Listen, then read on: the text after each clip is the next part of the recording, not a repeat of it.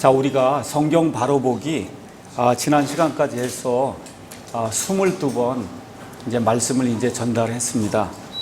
그래서 처음에 한 18번 정도는 어떻게 성경을 바로 볼 수 있는가, 성경을 바로 보는 건 어떤 것이고 성경을 잘못 보는 것은 어떤 것인가, 성경의 여러 사례들을 통해서 여러분에게 이제 말씀을 드렸습니다. 그래서 맨 끝에 가서 보니까 이 하나님의 이 성경책 처음부터 끝까지 창세기부터 요한계시록까지 이 전체 내용을 이제 살펴보니까 대략적으로 하나님이 사람들을 통치하시는 이 경영 방식이 한 7가지 정도가 있다, 이렇게 이제 말씀을 드렸습니다. 그래서 여러분이 구약 다르고 신약 다르듯이 벌써 구약 시대, 신약 시대 이러면 벌써 여러분이 다르다는 걸 느낄 거예요. 무언가가 다르다. 그걸 우리가 통치 방식, 경영 방식이 다르다. 다른 얘기로 하면 하나님의 경륜이 다르다. 이렇게 이제 우리가 이야기를 하고 있습니다. 그래서 그 7가지 하나님의 그 경영 방식 중에서 지난 4시간에 걸쳐서는 첫째 경륜 해서 무죄 경륜, 그래서 Dispensation of Innocence라고 하는 이 무죄 경륜에 대해서 이제 공부를 했습니다. 그래서 무죄 경륜은 처음에 사람이 이 경륜 안에서 시작이 될 때 무죄 상태로 하나님이 아담과 이브를 만드셨거든요. 그 상태에서 하나님께서 사람에게 사람이 지켜야 될 것 같은 책무를 주셨어요. 선과 악을 알게 하는 그런 나무에서 나는 것을 먹지 말라. 근데 사람이 그것을 먹음으로써 사람의 실패가 이루어지게 되고, 그 실패의 결과로 하나님께서 사람들을 심판하셔서 에덴 동산에서 내쫓는 그와 같은 일이 생겼다는 사실을 우리가 이제 알고 있습니다. 오늘 나눠드린 그 교재 맨 위에 가서 보면 로마서 5장 19절에 한 사람의 불순종으로 말미암아 많은 사람이 죄인이 된 것 같이 한 사람의 순종으로 말미암아 많은 사람이 의로운 자가 되리라, 이런 말씀이 이제 나와 있습니다. 그래서 성경은 여기 처음에 나온 한 사람을 아담이라 부르고, 두 번째 나온 그 한 사람을 예수 그리스도, 둘째 아담 혹은 마지막 아담이라고 이야기합니다. 그래서 첫째 아담의 불순종 때문에 많은 사람이 이제 죄인이 되었지만, 둘째 아담 예수님이 순종하심으로 말미암아 많은 사람이 의로운 자가 되고, 그래서 하나님의 아들, 딸이 될 수 있는 그런 놀라운 특권을 주셨다고 성경이 이제 이야기를 하고 있습니다. 자, 그래서 아담이 이제 타락한 그 이후에, 아담의 타락 이후에, 그 이후에 태어난 모든 사람은 아담의 형상과 아담의 모습에 따라 지어져서 이 땅에 태어나면서 결국은 모두가 죄인으로 태어난다, 이런 이야기를 이제 드렸습니다. 자, 오늘은 이 하나님의 그 7가지 경륜 중에서 둘째 경륜은 보통 양심의 경륜이다, 이렇게 이제 이야기를 합니다. 양심이 생겨났기 때문에 그 전까지 양심이 없었어요, 사람에게. 그래서 양심이 생겨났기 때문에 사람들이 그 둘째 경륜을 보통 양심 경륜, 그래서 Dispensation of Conscience, 이제 그렇게 이제 이야기를 합니다. 그럼 양심 경륜은 언제부터 시작이 됐냐면 아담이 에덴 동산에서 쫓겨난 이후부터 시작이 쭉 돼갖고 어디까지 가냐면 노아의 대홍수로 그 시대에 살고 있던 모든 사람이 8명만 제외하고 몽땅 홍수 때문에 이제 죽게 되는 것 같은 멸망이 이제 임하게 되거든요. 그 때까지 이 둘째 경륜이 이제 지속이 됩니다. 우리가 이제 하나님의 그 경영 통치 방식을 이제 살펴보면은 그 안에 대충 4가지 요소가 있다 그랬어요. 첫째는 그 경륜이 시작이 될 때 사람의 상태가 어땠냐. 그 다음에 둘째는 사람의 책무가 무엇이었냐. 그 다음에 이제 셋째는 사람이 그것을 어떻게 실패했느냐. 그 다음에 4번째, 사람의 실패 때문에 하나님의 심판이 어떻게 임하였느냐. 이 4가지를 우리가 이제 각 경륜에서 이제 배우게 되거든요. 자, 그러면 이 둘째 경륜에서도 양심 경륜에서 경륜이 시작이 될 때 사람의 상태가 어떠했는가를 저와 여러분이 먼저 살펴보도록 그렇게 하겠습니다. 먼저 선악과라고 하는 이 선악을 알게 하는 나무에서 나는 열매에 대해서 잠깐 살펴보도록 하겠습니다. 창세기 2장 17절에 가서 보니까 이렇게 이제 기록이 되어 있습니다. 제가 한번 읽어보겠습니다. 하나님께서 남자에게 명령하여 이르시되 동산의 모든 나무에서 나는 것은 내가 마음대로 먹어도 되나 선악을 알게 하는 나무에서 나는 것은 먹지 말라. 그 나무에서 나는 것을 먹는 날에 내가 반드시 죽으리라 하시니라. 그래서 여기 가서 보니까 선악을 알게 하는 나무, 여기 영어로 이제 가서 보시면 Tree of the Knowledge of Good and Evil 이렇게 돼 있어요. 그래서 어떤 분이 이건 선과 악의 지식의 나무가 아니냐, 이건 지식의 나무가 아니라 선과 악을 알게 하는 나무예요. 선과 악을. 그러니까 Fear of the Lord 하면 주의 두려움이 아니라 많은 경우 주를 두려워하는 거예요. 그러니까 목적격의 그런 오브로 받아야 된다. 이렇게 이제 말씀을 드리면서, 자, 그래서 하나님이 구체적으로 먹지 말라고 명령한 그 나무의 이름은 선과 악을 알게 하는 그런 나무였다고 이야기합니다. 자, 그런데 이제 마귀가 이브에게 접근을 해서, 그래서 창세기 3장 5절에 가서 보니까 무엇라고 이제 이야기를 하느냐 하면, 너희가 그것을 먹는 날에 너희 눈이 열리고 너희가 신들과 같이 되어 선악을 알 줄을 하나님이 아시느니라 하면서, 마치 하나님께서 굉장히 좋은 것을 가지고 있는데 그거를 사람들에게 금지하신 것처럼 이런 식으로 이제 이브에게 접근을 하면서 결국은 이 선악과라고 하는 그와 같은 열매를 따먹게 그렇게 이제 만들게 되거든요. 자, 그래서 마귀가 여기서 이브에게 세 가지 이제 발생한다고 이제 이야기합니다. 첫째, 너희 눈이 열린다. 지금 그렇게 이야기를 하고 있습니다. 둘째, 너희가 신들과 같이 된다. 이제 그렇게 이야기하고 있고, 그 다음에 이제 셋째, 선악을 알게 된다. 지금 이 세 가지를 약속을 해주고 있습니다. 자, 눈이 열린다.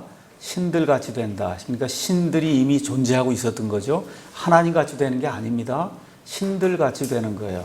그 당시에 이미 타락했던 마귀의 천사들이 존재했거든요. 그와 같은 존재들을 신들이라고 이제 성경이 이야기하는데, 그런 신들과 같이 된다고 이야기하고, 맨 마지막으로 선과 악을 너희가 스스로 알게 될 것이다. 지금 그와 같은 내용이 성경에 이제 기록이 되어 있습니다. 그 다음에 제가 계속해서 이제 읽어보겠습니다. 6절 가서 보니까, 여자가 보니 그 나무가 먹기에 좋고 눈으로 보기에 아름다우며 사람을 지혜롭게 할 만큼 탐스러운 나무이므로 그녀가 그 나무의 열매를 따서 먹고 자기와 함께한 자기 남편에게도 주매 그가 먹으니라. 그들 두 사람의 눈이 열림에, 드디어 눈이 열렸다고 지금 이야기를 하고 있습니다. 그들이 자기들이 벌거벗은 줄을 알고는 무화과 나무 잎을 함께 엮고 자기들 위해 앞치마를 만들었더라. 이렇게 기록이 되어 있어요. 앞치마라고 하는 건 여기 성경 가서 보시면 에이프론으로 되어 있어요. 에이프론이요. 조그만 에이프론으로 자기의 그 부끄러운 데를 이제 가리려고 했지만 이 모든 게 부끄럽다고 하는 그런 사실, 하나님 앞에 이제 드러나는 그런 사실 때문에 수치를 당하는 그와 같은 일들이 거기 기록이 되어 있습니다. 그러니까 눈이 열린다고 하는 거는 그 전엔 눈을 감고 있었다는 얘기가 아니에요. 눈을 감고 있어서 하나도 안 보였다 그런 얘기가 아니라 드디어 눈이 열리니까 무엇을 보게 됐다는 거예요. 자기들이 수치스러운 그런 모습을 하고 있다는 걸 보고 있었다는 거예요. 그 전에도 역시 똑같은 모습이었죠. 하나도 입지 않고 벌거벗은 채 있었어도 전혀 수치를 느끼지 못하는 그런 상태에 있었어요. 그렇죠?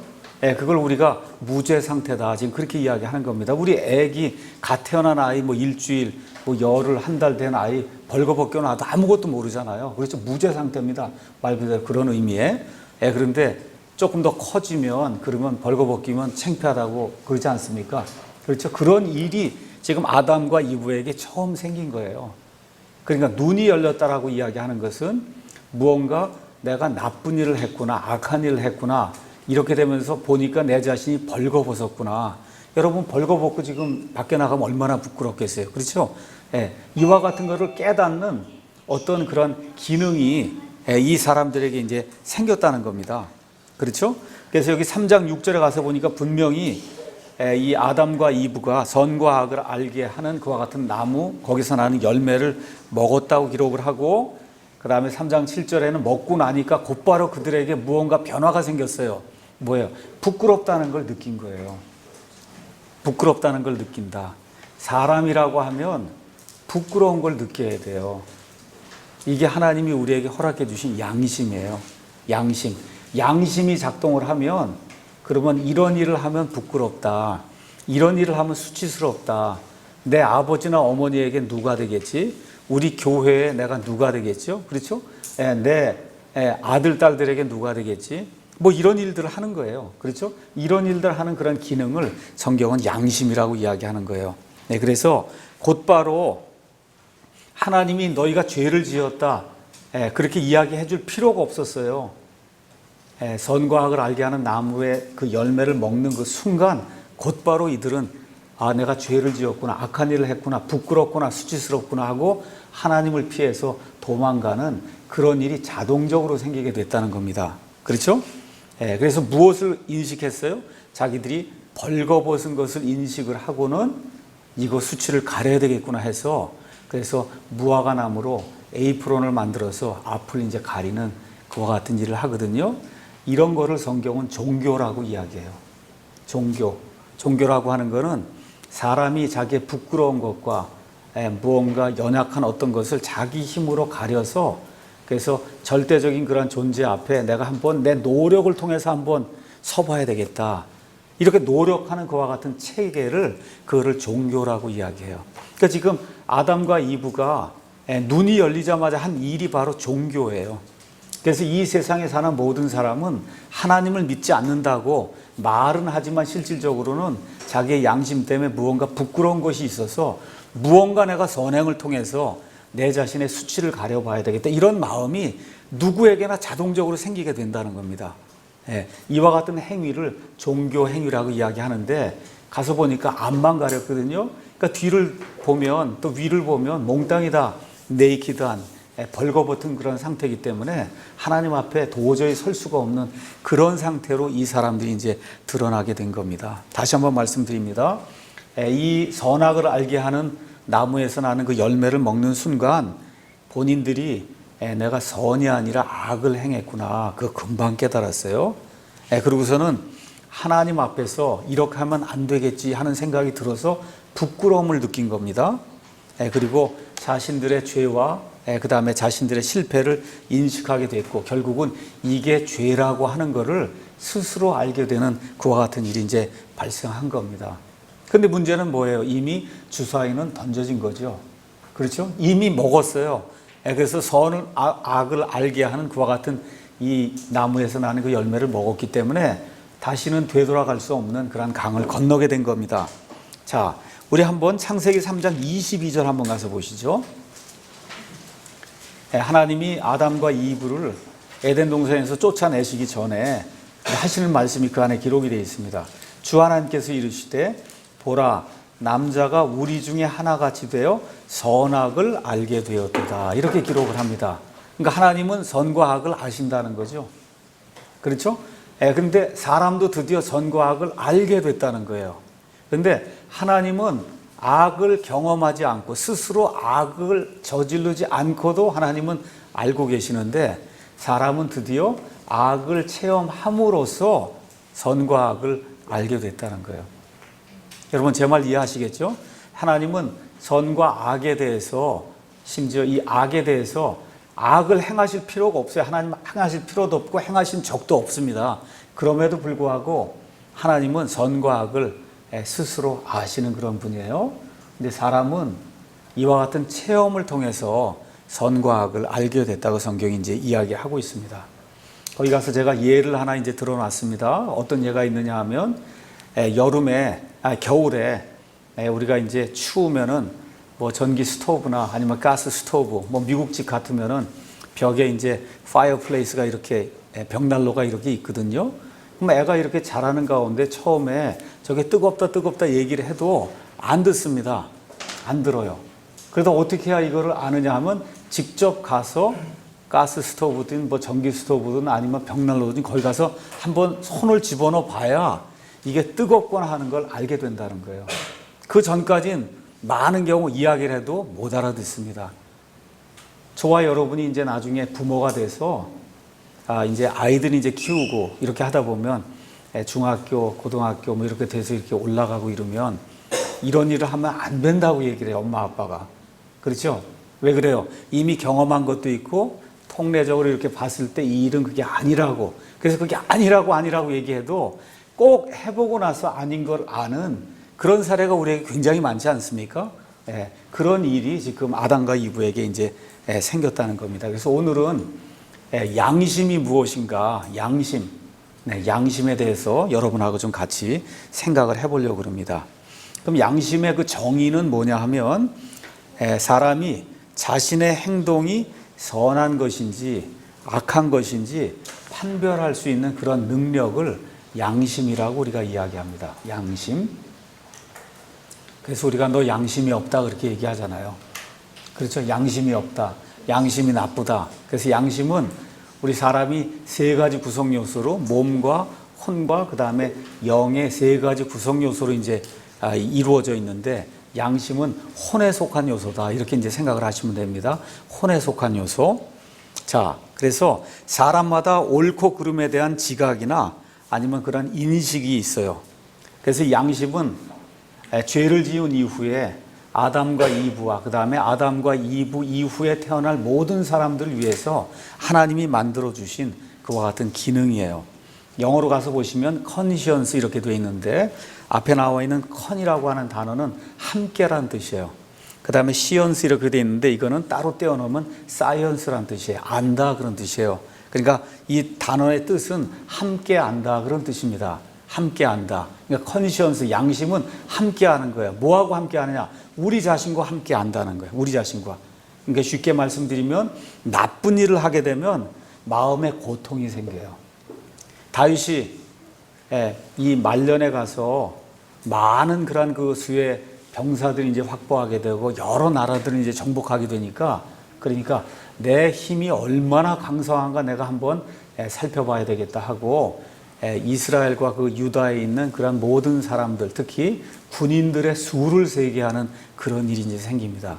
수를 세는 거예요. 이 나라의 군사가 몇 명인데 이 군사들로 인해서 내가 이렇게 강력한 자가 됐구나 하고 그리고 수를 세라고 하는 그런 명령을 요압에게 내리는 그런 말씀이 성경에 기록이 되어 있습니다. 근데 그 다음에 가서 보니까 그의 마음이 그를 찔렀다고 이야기했어요. 다윗이 이 모든 여러 나라들을 정복을 하고 그리고 다윗이 그 이스라엘 국가의 둘째 왕이 돼서 그래서 40년 동안 하나님의 은혜로 이 왕국을 다스리고 또 나단 대언자를 통해서 하나님께서 다윗에게 어떠한 약속을 주세요? 메시아가 내 씨를 통해서 온다고 하는 그런 놀라운 약속을 줬거든요. 그러니까 다윗이 15살, 16살 그 목동의 시절로부터 시작을 해갖고 30살에 이제 왕이 돼서 70세까지 정말 이 세상에서 어느 누구 부럽지 않게 그렇게 멋있는 그런 삶을 살았는데 다윗이 잘못 판단한 거예요. 이 모든 게 내 힘으로 된 것이 아니냐. 그렇죠? 그러니 내 수하에 군사가 얼마나 많은가 한번 세봐야 되겠다. 이런 악한 마음을 갖게 될 때 그리고 명령을 내렸단 말이에요. 그렇죠? 그럼 내리고 났더니 뭐가 작동을 하냐? 양심이 작동한 거예요. 이게 올바른 것인가 그른 것인가를 판단하는 양심이 작동하니까 그의 마음이 그를 푹 찔렀다고 성경이 이제 이야기를 하고 있습니다. 이렇게 푹 찔르면 회개가 가능한데 어떤 사람의 양심은 아무리 큰 일을 저질러도 마음을 찌르지 않는 그런 양심이 있어요. 요새 우리 세월호 사건 보고 있잖아요. 그렇죠? 유병헌이라는 사람 또 그를 도와서 이렇게 이 나라의 모든 것을 이렇게 뭐랄까 위험 속에 빠뜨리는 그런 사람들 어떤 일이 발생한 거예요? 양심이 작동을 안 하는 거예요. 양심이 작동을 안 하는 그런 양심도 있다. 그러니까 사람이 태어나면 하나님이 양심을 주시는데 그 양심이 하나님 쪽으로 점점 선하게 발전하는 그래서 하나님 보시기에 선한 양심이 있고 그 양심을 나쁜 쪽으로 자꾸 쓰다 보면 양심이 작동을 안 해요. 그래서 그걸 악한 양심이라고 이야기하는데 그래서 이런 쪽으로 가게 되면 그러면 파멸된다. 구원받은 사람들 가운데도 양심이 제대로 작동하지 않는 사람이 굉장히 많아요. 특히 목사들 가운데도 양심이 작동하지 않는 사람이 굉장히 많으니까 구원받은 이후에도 세상 사람들이 봤을 때 저게 과연 목사인가? 저 사람이 과연 그리스도인이라고 할 수 있는가 하는 그런 수준의 이런 악한 일을 하는 그런 사람들도 많이 생긴다. 왜 그러냐? 양심의 문제이기 때문에 그래요. 양심. 그러니까 양심을 잘 가꾸고 지키는 것이 우리 그리스도인들에게 대단히 중요하다. 이제 그렇게 이야기할 수가 있습니다. 그래서 양심은 아까 말씀드린 대로 나쁜 일을 하면 마음에 고통이 생기도록 만드는 게 양심이거든요. 그렇기 때문에 양심은 우리 자신과 함께하는 그와 같은 기능이다. 이제 그렇게 우리가 이야기할 수가 있습니다. 그래서 아담과 이브가 죄를 짓자마자 뭘 깨달았어요? 부끄럽다는 걸 깨달았단 말이에요. 이왕 이렇게 부끄럽다고 느끼는 것 자체가 양심이 발동을 하는 거예요. 저와 여러분이 특히 우리 자매님들이 이 부끄러움을 많이 느낄 줄 알아야 돼요. 우리 아이들도 마찬가지예요. 부끄러움을 많이 느낄 줄 아는 사람이래야 그래야 하나님이 기뻐하시는 그런 좋은 시민이 될 수가 있습니다. 악한 일을 해도 우리 정치인들이 이렇게 봐요. 악한 일을 하고도 저게 정말 사람일까 아닐까 할 정도로 얼굴이 뻔뻔하게 이렇게 다닌 사람이 있거든요. 그거 안 되는 거예요. 그 양심이 망가진 거예요. 양심이 망가진 거다. 그래서 이 아담과 이브가 죄를 짓자마자 너무 부끄럽다는 생각이 들어서 종교심이 발동이 되면서 에이프론을 만들어서 이 수치 부분을 가리려고 했던 것, 이런 일들이 생겨나는 거, 이게 양심이다. 그래서 하나님이 왜 양심을 주셨냐 하면 사람이 살다 보면 삶 속에 무언가 잘못된 것이 나타난단 말이에요. 그럴 때 그가 그것을 깨닫고 고쳐나가도록 하기 위해서 하나님이 우리에게 양심을 허락해 주신 거예요. 그러니까 양심을 잘 간직해야 되고 양심을 잘 발전을 시켜야 됩니다.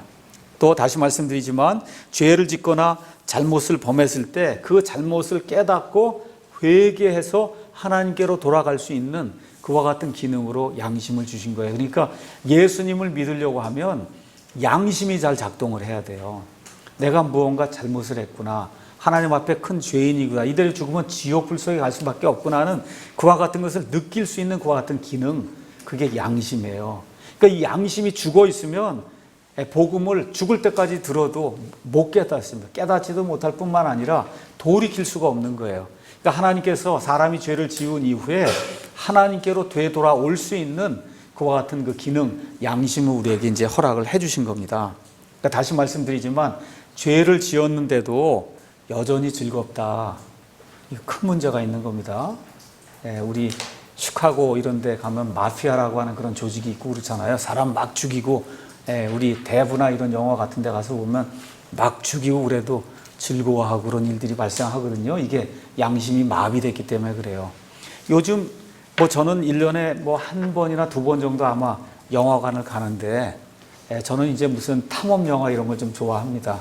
인디애나 존스 이런 거 이제 좋아하는데, 그런 거 말고 요새 나오는 영화들 한번 가서 보세요. 엄청나게 사악한 일을 이렇게 저질렀는데도 눈 깜짝 안 해요. 눈 깜짝 안 해요. 요새 인터넷이니 신문에 나는 그 뉴스들 한번 보세요. 옛날엔 주로 남자가 여자를 이렇게 죽여서 토막 냈다, 이런 일들이 많이 났는데, 요 근래에는 여자가 남자를 막 내서 죽여갖고 토막 살인을 하고 이런 일들이 그냥 막 나타나는 거예요. 엄청나게 무서운 그런 일들이, 조그만 여자아이들 성추행하고 있을 수 없는 그런 일들이 나타나는 거거든요. 그러니까 말세가 되면 될수록 사람의 양심이, 성경적으로 얘기하면 화인을 맞아서, 그래서 양심이 화인을 맞아서, 여러분 미국에 가면은 텍사스주 이런데 이제 소라든지 양이라든지 이런 걸 많이 키워요. 특히 이제 소 같은 걸 키우면 그럼 방목을 한단 말이에요. 방목. 그 방목을 하니까 이게 A집의 손지, B집의 손지, 그걸 알기 위해서 어떻게 해요? 낙인을 찍어요. 불로다가, 그렇죠? A집 하면 A라고 한 놈을 뜨겁게 해갖고, 그렇죠? 달고 갖고, 그래서 갖다가 이 소에다가 대면 그럼 A가 새겨지는 거예요. 그런 방식으로 양심이 이 불의 화인에 의해서 이렇게 망가지게 되면 그러면 작동을 안 하게 되거든요. 이런 사람들의 대표 유형을 우리가 사이코패스다, 이제 그렇게 이야기하는 거예요. 사이코패스. 전혀 작동 안 하는 거예요. 그렇게 되면 성경적으로 얘기하면 죽여야 되는 거예요, 국가가. 국가가 그런 사람은 사형을 시켜야 되는 게 그게 하나님의 뜻이에요. 이게 이루어지지 않으면 그러면 온 나라가 어려움 속에 이제 빠지게 됩니다. 자, 그러면 이 양심은 우리가 뭐하고 이제 같다고 이제 비교할 수 있냐면 우리 몸 안에 있는 신경과 같다, 이렇게 이제 이야기할 수 있어요. 신경. 여러분 이렇게 조그만 뜨거운 거라든지 어떤 거 찔리거나 이러면 그러면 금방 여기 있는 신경 때문에 우리가 아픔을 느끼잖아요. 그렇죠? 양심이 우리 마음속에 있는 그와 같은 신경과 비슷한 그런 역할을 한다. 그럼 제가 한번 여쭤볼게요. 왜 이게 자꾸 이게 아프게 하고 신경을 죽여놓으면 그럼 어떻게 되겠어요? 뜨거운 거를 이렇게 손을 대도 뜨거운 거 못 느끼면 손이 다 타버린단 말이에요. 그렇죠? 그러면 신경이 우리에게 이로운 거예요? 아니면 해로운 거예요? 무지무지 이로운 거예요. 이거 신경이 없으면 우리 나병 환자들이 결국은 신경이 없기 때문에 이렇게 뜨거운 걸 갖다 대도 결국은 인식을 못하게 되는 거거든요. 그런 일이 발생을 한다는 겁니다. 그런 일이. 그래서 신경은 사람에게 굉장히 이로운 거예요. 그럼에도 불구하고 신경 때문에 여러분 이빨 아픈 적 있으시죠? 아마 아픈 것 중에 저는 모르겠어요. 애는 안 낳아봤으니까 뭐 애 낳는 그 고통은 모르겠지만 제가 이빨이 아파서 좀 고생을 굉장히 많이 했었거든요. 근데 정말 무지무지 아픕니다. 무지무지 아프니까 신경을 다 죽이면 그러면 그 이빨이 고목처럼 되니까 안 된다는 거예요. 그러니까 살려놔야 된다. 근데 그걸 살려놓으니까 엄청나게 아프거든요. 그렇죠? 그게 아파도 그게 아파야 정상이라는 거예요. 그래야 가서 고치잖아요. 안 아프면 안 고치지 않습니까? 그렇죠? 하나님이 똑같은 것을 우리 사람에게 만들어준 거예요. 잘못을 저지르면 마음이 아파요. 찔린단 말이에요. 어떻게 고쳐야 되겠구나 이런 생각이 든단 말이죠. 그렇죠? 그러한 기능이 바로 양심의 기능이다. 뜨거운 난로에 가서 손을 댔는데도 전혀 뜨겁지 않다고 느끼면 큰일 나는 겁니다. 큰일 나는 거예요. 자, 그래서 조금 아까 우리 몸에 있는 신경은 몸에 이상이 없는가를 우리에게 알려주는 거다. 그러면 우리 마음에 아니면 우리 혼에 있는 양심은 우리 혼에 이상이 있는가 없는가를 알려주는 그와 같은 장치다. 저와 여러분이 이제 그렇게 생각을 하면 되겠습니다. 다음 장으로 이제 넘어가서 그래서 양심 때문에 우리가 죄를 지으면은 그러면 나쁜 느낌을 갖게 돼요. 그 느낌을 우리가 죄책감이라고 이야기합니다. 죄책감. 아마 모르긴 해도 한 3살이나 4살쯤 아이가 이렇게 됐을 때 무언가 일을 엄마나 아빠 몰래 무슨 일을 저지를 때 아마 무지무지한 그 죄책감을 느끼게 될 거예요. 압박감을 느끼게 될 거예요. 근데 이제 그게 한 번, 두 번, 여러 번 진행이 되다 보면 안 느끼게 되죠. 그렇죠? 이런 것을 느끼게 해주는 게 양심이다. 자, 사람과 짐승은 바로 여기에서 이제 차이가 있습니다. 성경 가서 보면 사람에게도 영이 있고 짐승에게도 영이 있다. 이제 그렇게 이야기를 합니다. 근데 사람과 짐승을 구별하는 건 뭐 여러 가지가 있겠지만 양심이 있느냐 없느냐 이것이 사람과 짐승을 구별하는 그와 같은 시금석이다. 짐승은 하나님께서 짐승에게 주신 본성대로 살아가며 이따금 훈련을 통해서 특정한 어떤 행동 양식을 보이기도 하지만 사람처럼 양심을 갖고 있지는 않습니다. 제가 언젠가 한번 이야기했는지 모르지만 저희 집에서 이제 개를 많이 키워봤는데 개의 유일한 관심은 아침부터 잘 때까지 먹는 거에만 있어요. 먹는 거, 다른 거 없어요. 먹는 거. 주인이 나타나든 뭘 하든 먹는 거에만, 먹는 거 주면은 좋은 주인이고, 그렇죠? 먹는 거 안 주면 나쁜 주인이 그것뿐이 없어요. 다른 거 없어요. 먹는 거를 많이 주느냐 안 주느냐 이거에 따라서 좋은 주인인가 아닌가를 이제 판단하게 되거든요. 그래서 이제 그걸 이용해서 개에게 어떤 이 습관을 들이기 위해서는 그렇죠. 어떻게 해요? 뭘 잘하면 잘했다 그러고 먹을 거 하나 주고 이렇게 자꾸 해서 개를 훈련을 시키는 겁니다. 개를. 그래서 개가 이런 걸 가지고 훈련을 받아서 좀 뭐랄까 대소변도 가리게 되고 이런 일들이 이제 하게 되는데 그렇다 그래서 개에게 양심이 있는 건 아니다. 예를 들어 개가 집에 마룻바닥을 온통 뭐 지저분하게 만들어 놨다고 생각해 보세요. 개가 무슨 죄책감 느끼겠어요?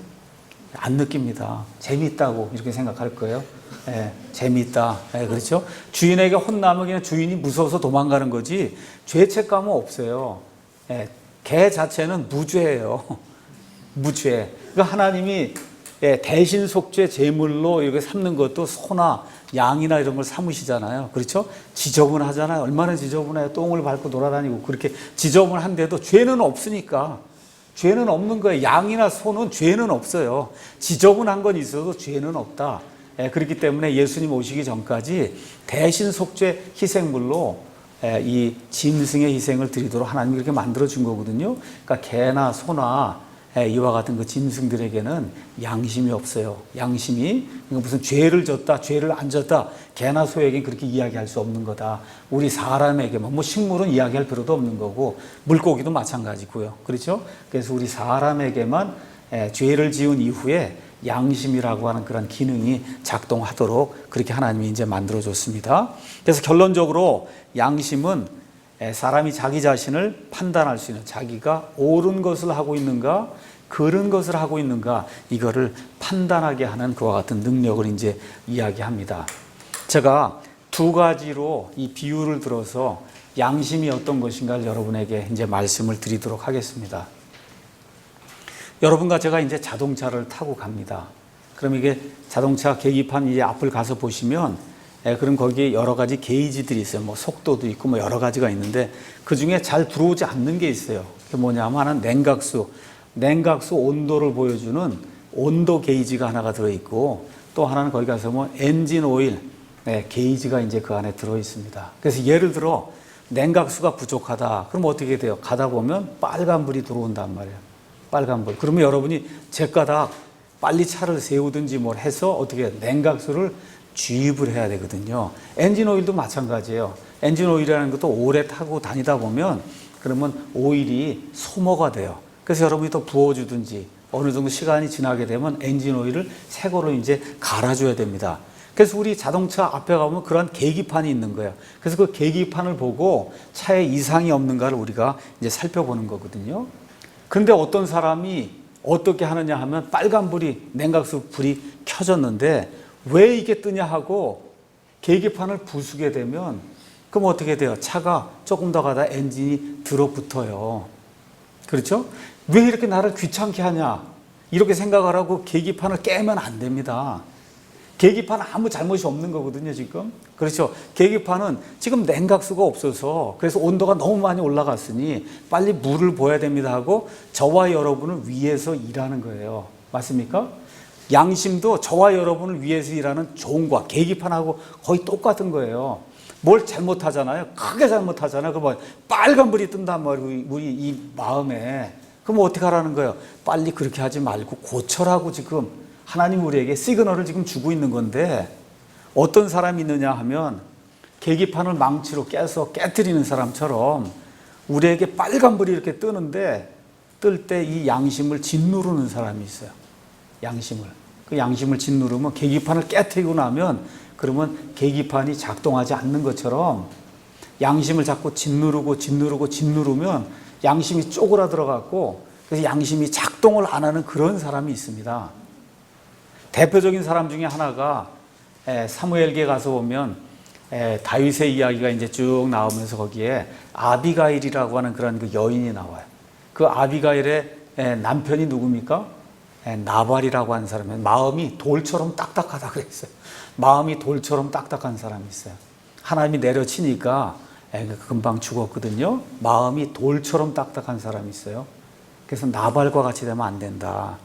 양심이 화인을 맞아갖고 작동을 하지 않는 딱딱한 그런 양심으로 변하면 안 된다는 거죠. 그 예를 들어 우리가 뭐 술을 먹는다든지 담배를 핀다든지 마약을 행한다든지 뭐 여러 가지 죄, 뭐 조그만 죄부터 거짓말부터 시작해서 성경이 이야기하는 간음, 살인, 그렇죠? 뭐 여러 가지 그런 죄들을 우리가 이렇게 짓게 될 때 우리 안에 조그만 거 지면 빨간 게 조그맣게 뜨고 큰 걸 지면 그냥 엄청나게 크게 밤에 잠이 안 올 정도로 사람을 짓누르는 것과 같은 빨간 경고등이 켜진단 말이에요. 근데 이거를 자꾸 망치로다가 자꾸 부수듯이 부수면은 그럼 완전히 계기판이 망가지듯이 우리의 양심이 망가질 수 있다는 겁니다. 이런 양심을 디모데전서 가서 잠깐 읽어보겠습니다. 디모데전서 4장 2절에 가서 보시면 이런 양심을 뭐라고 얘기하냐 하면 뜨거운 인두로 지진 양심이다. 이렇게 이야기하고 있어요. 4장 2절에 1절부터 읽는 게 좋겠네요. 제가 읽겠습니다. 이제 성령께서 분명히 말씀하시기를 마지막 때, 지금 우리가 살고 있는 때가 마지막 때거든요. 마지막 때에 어떤 사람들이 믿음에서 떠나, 그러니까 믿음이 있었다는 거예요. 있었다가 믿음에서 떠나 유혹하는 영들과 마귀들의 교리들의 주의를 기울이리라 하시는데, 이 사람은 어떤 사람들이냐? 이들은 위선으로 거짓말을 하며 자기 양심을 뜨거운 인두로 지진 자들이라. 양심을 지졌다는 거예요. 뜨거운 인두로 지졌다. 그게 뭐예요? 아까 말씀드린 대로 빨간불 뜬다고 이 경고등을 망치로 부수는 이와 같은 일을 하게 되는 그런 현상을 지금 가리켜서 우리 개역성경의 표현대로 이야기하면 양심의 화인을 맞았다. 이제 그렇게 이야기하는 거고, 여기 킹제임 성경의 표현대로 하면 양심을 뜨거운 인두로 지진 이와 같은 것이다. 성경이 이제 그렇게 이야기하는 겁니다. 자, 제가 이제 목사를 하다 보니까 저에게 이제 그렇게 묻는 사람들이 종종 있습니다. 목사님, 왜 어떤 사람들은 더 분별력이 많습니까? 왜 어떤 사람은 이렇게 분별력이 없습니까? 그러니까 교리적인 측면에서도 그렇고, 아니면 우리가 실행으로 뭐 옷을 입거나 말을 하거나 누구를 사귀거나, 그렇죠? 저 영화를 봐야 되냐, 봐서는 안 되느냐, 이 옷을 입어야 되냐, 입으면 안 되느냐, 말을 이렇게 해야 되느냐, 이렇게 하면 안 되느냐, 그거 다 분별하며 살아야잖아요. 그렇지 않습니까? 우리가 사는 게 처음부터 끝까지 분별해서 결정을 내리는 그런 삶을 우리가 살고 있는 거예요. 근데 가만히 보면 어떤 사람들은 그런 그 결정을 내릴 때 분별력이 아주 좋아요. 그래서 그 분별력을 가지고 이렇게 결정을 내리고 일을 추구해 나가면 많은 경우에 삶이 탄탄하게 이렇게 탄탄대로를 걸어가는 그런 삶이 열리는 사람이 있고, 어떤 사람은 기회도 굉장히 많고 뭐 주어진 그런 조건도 굉장히 좋고 한데 하는 일마다 분별력이 없어갖고 결정을 잘못 내려갖고, 그래서 결국은 구렁텅이에 수렁에 빠지는 그런 사람들이 많이 있다는 겁니다. 뭐 교회를 선택하는 일, 그렇죠? 어떤 음악을 듣는, 우리 주변에 그렇게 선택해야 될 일들이 한두 가지가 아니잖아요. 자, 그러면 왜 어떤 사람은 이렇게 분별력이 좋고 어떤 사람은 왜 이렇게 분별력이 나쁩니까? 그 이유는 양심이 얼마만큼 작동하느냐, 양심이 제대로 작동하는 그 양만큼 그거에 비례해서 저와 여러분이 바르게 판단하고 바르게 결정을 내릴 수 있다는 겁니다. 여기에 가야 되냐 가지 말아야 되냐, 우리 그리스도인이 이런 것들을 봐야 되냐 보지 말아야 되냐, 이 일에 가담해야 되냐 가담하지 말아야 되냐. 교회 안에도 우리가 이제 어느 교회를 다니든지 교회에 여러 가지 일들이 있어요. 여러 가지 의견이 있고, 지난주에 어느 분이 이제 미국에서 왔습니다. 지금부터 한 10몇 년 전쯤에 제가 유학을 보내줘서, 그래서 지금 미국에서 이제 공부를 다 마치고, 그러고서는 직장을 다니는 그런 사람이 이제 제 학생인데 이제 찾아왔습니다. 미국에 있는 한인교회를 가보니까요, 가는 곳마다 목사님을 2년, 3년마다 내쫓는다는 거예요. 자기가 지난 한 10몇 년 동안 보니까. 그러면 이제 그런 문제가 생기면 우리가 여기 목사 편에 서야 됩니까? 장로 편에 서야 됩니까? 이런 문제가 생기면, 아니면 아예 안 서야 됩니까? 아니면 그 교회를 떠나야 됩니까? 그렇죠? 이런 문제들이 실질적인 문제로 우리에게 다가온다, 그 얘기입니다. 이런 것들을 얼마만큼 우리가 잘 분별할 수 있느냐, 그건 양심의 문제다. 저와 여러분이 킹제임스 이 성경이 하나님이 우리에게 보존해 주신 완전한 말씀이다, 이렇게 지금 우리가 믿고 있어요. 그렇죠? 그래서 개역 성경을 쓰시는 그런 분들에게 가서 자그마치 신약 성경에만 13구절이 빠져 있습니다 하고 그걸 다 일일이 보여줘도 양심이 마비가 돼 있으니까 어때요? 그래, so what, 영어로 so what, 그렇죠? 그래서 어쨌다는 거냐, 그렇게 나오는 분들이 한두 명이 아니에요. 왜 그래요? 양심이 마비가 되어 있기 때문에. 아니, 하나님이 말씀을 보존해 주신다고 했는데 어떻게 이렇게 13구절에 빠질 수 있을까, 이렇게 생각이 돌아가야 되고, 그럼 혹시 무언가 좀 잘못된 것이 있지 않는가, 무언가가 왜곡된 것이 있지 않을까, 이렇게 생각을 가져야 그게 정상인데, 사람들의 양심이 마비가 되니까 그래, 13구절이 빠지면 어떻고, 그렇죠? 번역이 잘못되면 어떻고, 난 우리 목사만 따라간다, 이렇게 이야기하거든요. 이게 잘못된 거예요. 양심이 마비가 되어 있기 때문에 그런 일들이 이제 발생을 한다는 겁니다. 자, 그러면 양심은 또 뭐하고도 비교할 수 있느냐? 저울하고도 비교를 할 수가 있습니다. 저울. 우리가 지금 쓰는 저울은 대개가 다 디지털 저울이에요. 그래서 이렇게 올려놓으면 그러면 15점 뭐 몇 그램 이렇게 디지털로 이렇게 저울이 돼서 이제 나오는데, 옛날의 저울은 그렇게 생기질 않았습니다. 옛날의 저울은 어떻게 생겼냐면, 옛날 저울은 이렇게 여기 그림에 여러분 나와 있듯이 저울에 이 양쪽에 물건을 이렇게 이쪽에 추를 갖다 놓고 이쪽에 이제 물건을 갖다 놓고 그래서 이거를 재갖고 딱 수평이 되면 그러면 이 물건이 이 추에 해당하는 그런 무게를 가지고 있습니다. 그래서 그런 스타일의 그런 밸런스라고 우리가 보통 얘기합니다. 밸런스, 균형을 유지하는 거. 그렇죠? 그러니까 저울도 스케일도 있고 밸런스가 있고 이렇게 이제 있는데 스케일은 말 그대로 이렇게 디지털로 뭐 이렇게 숫자가 나타나는 거 우리가 보통 스케일이라고 얘기를 하고 밸런스라고 얘기했을 때는 뭐 추를 가져다가 이렇게 하는 그런 스타일의 그 저울을 밸런스라고 이제 이야기하거든요. 자, 그래서 양심은 어떤 사람이 내리는 그 판단이 옳은 것인가 그른 것인가를 재줄 수 있는 저울이에요. 다시 말해 내가 지금 하고 있는 행동이 바른 것인가 틀린 것인가 선한 것인가 악한 것인가 이걸 해야 되나 하지 말아야 되나 이거를 재주는 그와 같은 저울이다. 자, 그래서 저울 아까 이야기를 했습니다. 그럼 저울이 이렇게 있을 때 이 오른쪽에는 그러면 표준 추를 갖다 놔야 돼요. 표준 추. 그래서 여러분과 제가 표준 추를 가서 보시면 밸런스가 있으면 그 밸런스의 표준 추가 1kg짜리도 있고 2kg짜리도 있고 3kg짜리도 있고 10kg짜리도 있고 표준 추가 있어요. 이 표준이 대단히 중요하기 때문에 미국 같은 경우는 표준 연구소라고 하는 데가 있어요. 그래서 그 표준 연구소에서 길이, 무게, 그래서 이런 거에 표준을 재는 거예요. 표준을. 그럼 예를 들어 우리가 3kg이다 해서 이게 고구마나 뭐 양파나 이게 3kg인가 아닌가를 재려면 어떻게 해야 돼요? 3kg짜리 추를, 표준 추를 여기다 올려놓고, 그렇죠? 그래서 하여튼 이렇게 돼가지고 이게 올라가면 3kg가 안 된다는 거예요. 그러니까 어떻게, 여러분이 점점 많이 넣으면 이렇게 올라가면서 결국 가서 딱 이렇게 균형이 맞으면, 그래서 딱 수평이 딱 이루어지면, 그럼 뭐라 그래요? 고구마가 3kg입니다. 하고 가서 고구마를 내주면은, 그럼 우리가 3kg인 줄 알고 믿고 고구마를 가져오는 거예요. 맞습니까? 우리의 양심이 이제 그와 비슷한 거다. 자, 그런데 이제 이 저울이 생긴 건 잘 생겼는데 저울이 오작동을 할 수 있어요. 사실은 오작동이 아니라 무언가가 잘못이 되면 그러면 저울이 잘못된 답을 우리에게 줄 수가 있어요. 뭐냐 하면 거기 추에 가서 보니까 3kg 하고 이렇게 적혀 있습니다. 그래서 모르고 3kg을 올려놓은 거예요, 내가. 3kg 올려놨는데 실제 그 추는 2kg짜리예요. 알겠죠? 그렇게 되면 나는 3kg인 줄 알고 표준 추를 여기다 갖다 올려놓고 그리고 물건을 계속해서 이렇게 주는데 보면 얼마를 주는 거야? 3kg가 아니라 추의 무게인 2kg를 자꾸 이 밖으로 내주고 있는 거예요. 그러니까 물건을 파는 사람 입장에서 너무 좋은 거지. 이게 3kg짜리인 줄 알고 했는데 2kg만 내주니까 얼마나 좋겠어요. 그렇죠? 근데 실제로는 그렇게 하는 것은 하나님 앞에 가증한 거다. 하나님이 그렇게 이야기하는 겁니다. 그래서 무게가 다른 그런 추를 두지 마라.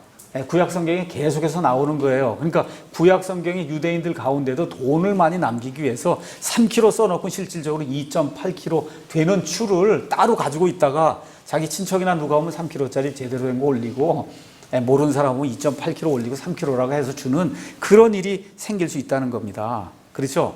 그러니까 중요한 거는 저울이 아무리 좋아도 제일 중요한 게 뭐야? 표준이 되는 이 추가 올바라야 그래야 무게를 제대로 잴 수 있다는 겁니다. 여러분 이해하시겠죠? 예. 그러니까 다시 말씀드려서 이 우리의 양심은 뭐하고 똑같은데 저울하고 똑같아요. 밸런스하고 똑같아요.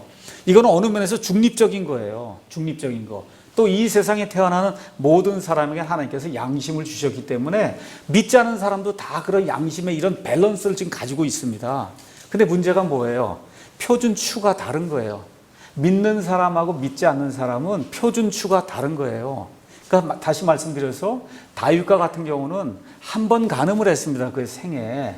그 한 번 간음한 것이 엄청나게 크게 다가와서 빨간불이 그냥 번쩍번쩍 이렇게 뜨게 됐는데 이 세상에 많은 사람들, 예수님 믿지 않는 사람들은 매일 간음을 해도 빨간불이 하나도 안 뜨는 거예요. 아니 뜬다 해도 요만큼 분이 안 뜨는 겁니다. 왜 그래요? 표준추가 다르기 때문에. 이해하시겠죠? 표준추가 중요하니까 양심이 거의 중립적인 상태에 있는데 그 위에 표준으로 정해주는 그 스탠다드 웨이트이 어떻게 되느냐에 따라 저와 여러분의 그 행동의 결과가 달리 나타날 수 있다는 겁니다. 한 가지 예를 들겠습니다. 옛날에 우리나라에 아주 옛날에 순장 제도가 있었어요. 순장. 그것은 뭐냐 하면 임금님이 죽으면은 그러면 임금님의 아내와 그다음에 그 뭐 임금님의 종, 그렇죠? 그다음에 아내의 종, 뭐 나귀, 말할 거 없이 모든 살아있는 모든 것을 다 그 무덤에 집어넣고 그리고 죽이는 그와 같은 순장 제도가 있었습니다. 아마 그 순장 제도가 우리나라뿐만 아니라 고대 여러 나라에서 아마 이렇게 실행이 됐던 것 같아요. 그래서 영국 사람들이 미국 땅에 갔더니 인디언 부족이 있는 겁니다. 인디언 부족. 인디언 부족들 역시 순장 제도를 지키는 거예요. 그러니까 인디언 추장이나 누가 죽으면 추장의 소유가 된 그런 모든 사람들 다 가져다 죽이는 겁니다. 그렇죠? 예. 왜 그래요? 그 사람들의 양심에는 그게 전혀 거리낌이 없는 거예요. 늘 그렇게 해온 거고, 당연히 우리 추장이 죽으면 추장의 부인과 그 다음에 모든 종들이 다 같이 죽어야 된다. 그 사람들의 양심에는 그게 그렇게 작동을 했는데, 영국 사람들이 그걸 보더니 뭐라 그래요? 당신들 이렇게 하면 당신들 다 죽이겠다. 그렇게 이야기하는 거예요. 왜 그래요? 영국 사람들의 그 양심에는 어떻게 살아있는 사람을 죽은 사람하고 같이 매장을 시키느냐 하는 게 그 사람들의 양심의 법에 그렇게 적혀 있기 때문에 그게 허용이 안 된다는 겁니다. 그러니까 다시 한번 말씀드릴게요. 양심은 어느 면에서 중립적인 그런 가치를 가지고 있어요. 그 양심이 올바로 작동하기 위해서는 표준추를 잘 써야 된다는 겁니다. 표준추. 그 표준추가 우리 믿는 사람들에게는 성경 기록이 되어야 된다는 거죠. 목사의 말이나 교회의 말이 아니라 성경 기록이 그 표준추가 되면, 그럼 추가 정확하게 딱 3kg 맞으면 여러분과 저가 재는 이 물건이 정확하게 3kg이 되는 거고, 이 표준추가 거기서 많이 벗어나면 벗어날수록 저와 여러분이 재는 그와 같은 그 무게가 달라진다 그 얘기예요. 그러니까 하나님이 저와 여러분이 죄를 짓거나 할 때 이거를 깨달아 알 수 있는 그와 같은 방식으로 우리가 하나님께서 양심을 주셨어요. 그 양심을 하나님의 말씀이라고 하는 이런 표준추를 가지고 양심을 잘 다스려서 균형을 이룰 수 있도록 저와 여러분이 만들지 않으면 구원받은 사람이라 하더라도 하나님이 미워하신 그런 일들을 행하고 그 일이 극심하게 될 때는 하나님이 심지어 구원받은 사람도 죽일 수 있다. 더 이상 하나님의 명예에 모독이 되지 않도록 하나님이 심지어 그의 목숨을 빼앗아 갈 수 있다는 그런 내용이 성경에 이제 기록이 되어 있거든요. 오늘은 일단 첫 시간 여기까지 하고 마치겠습니다.